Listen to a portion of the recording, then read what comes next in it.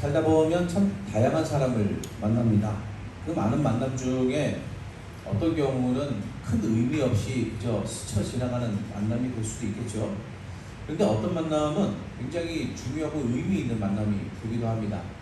오래 두고 만나서만 그런 것이 아니라 아주 잠깐 스쳐가는 만남이라도 인생에 굉장히 중요한 의미를 줄 수 있을 거예요.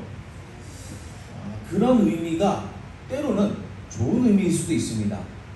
굉장히 좋은 기억으로 남는 사람, 그리고 내게 큰 유익을 주는 사람, 그런 사람이 있는 반면에 어떤 만남은 손해가 되기도 합니다.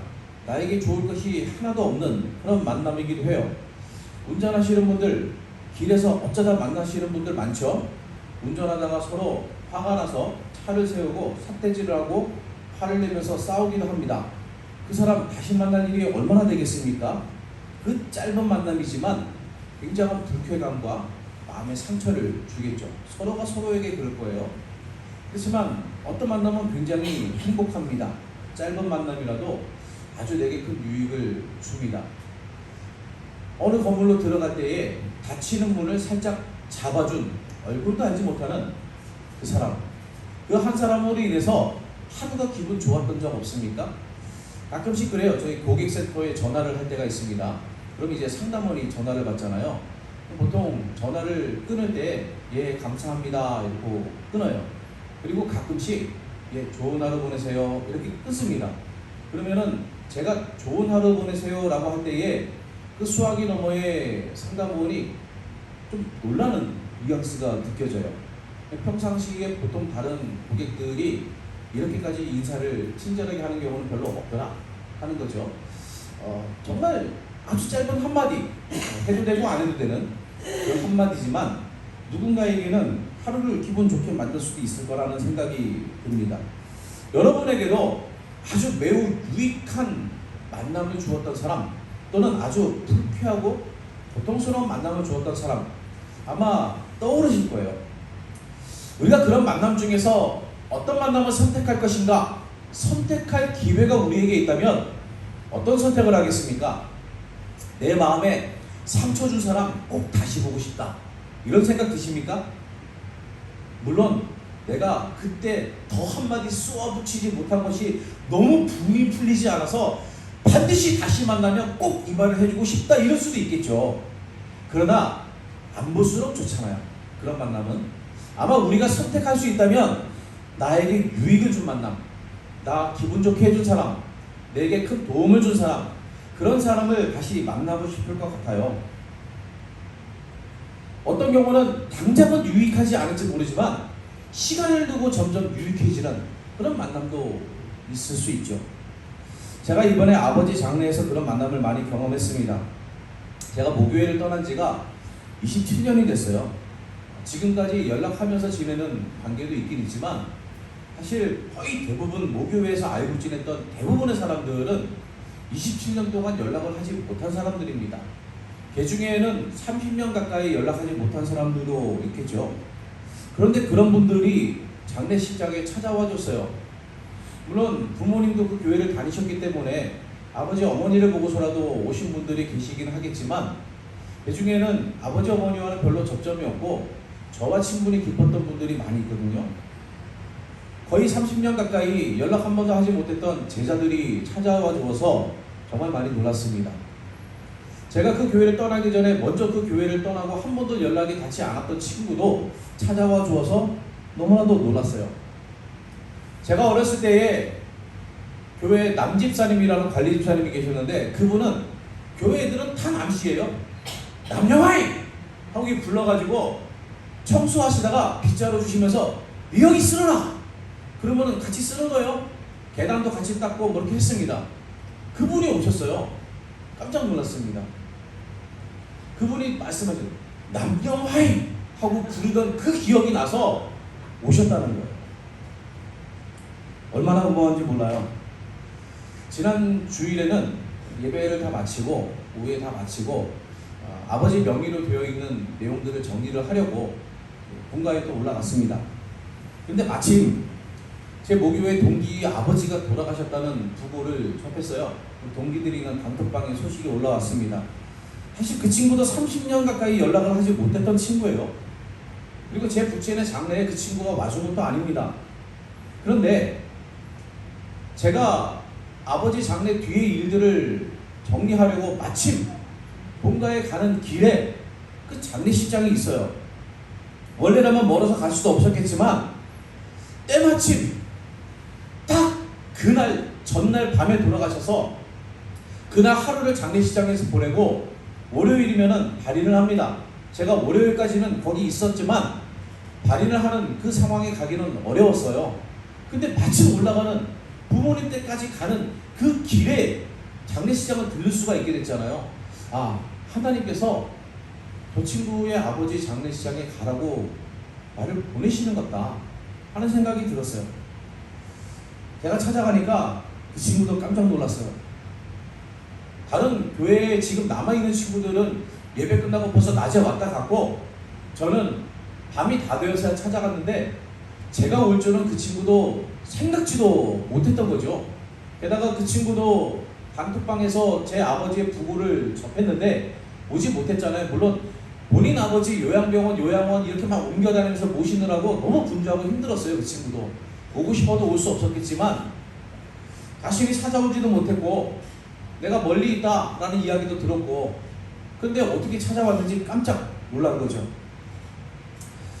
제가 제 부친의 장례에서 만난 사람들에게 느꼈던 그 고마운 감정, 그 배려와 위로를 통해서 제가 힘을 얻었던 것을 제 친구는 제가 그 친구에게 그런 존재가 되었다고 고백해 주더라고요. 참 감사했습니다.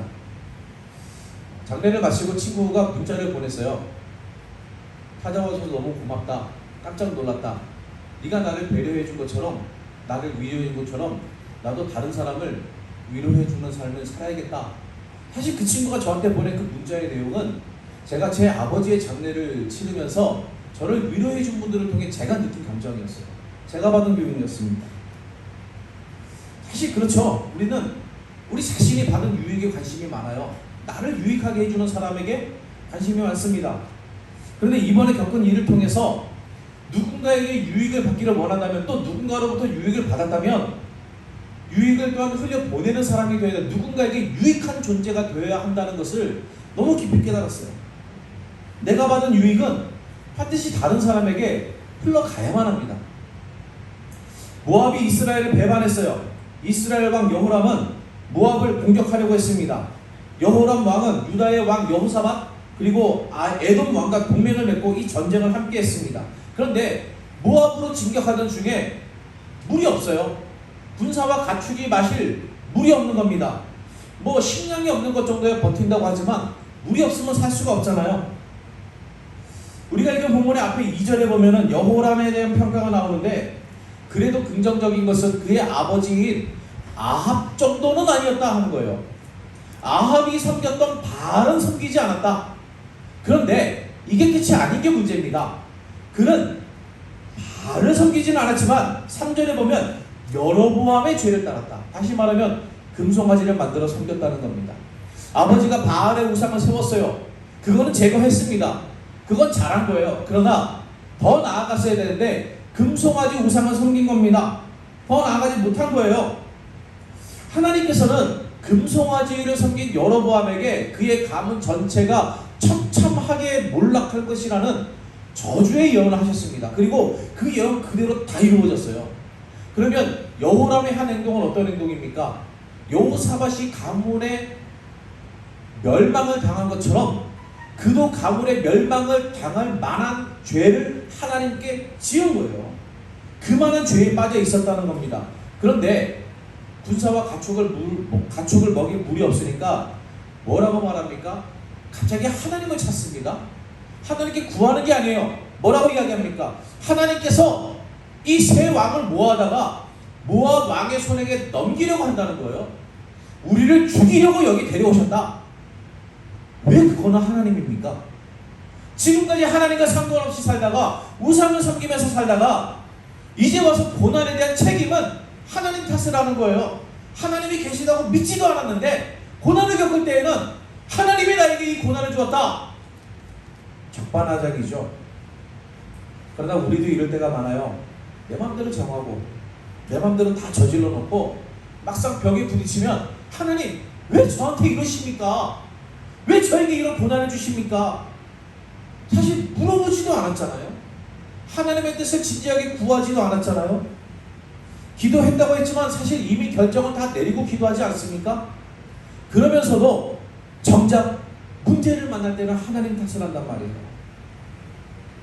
문제 앞에서 여호람은 하나님 탓만 했지만 여호사밧은 달랐습니다. 하나님의 뜻을 구했어요. 여호사밧 왕은 하나님 탓을 한 것이 아니라 진짜 하나님의 뜻을 물었습니다. 여호사밧은 이 상황에 대해 여호와의 뜻을 물을 만한 선지자가 있는지 찾았어요. 이 여호사밧은 아합의 때에도 그랬습니다.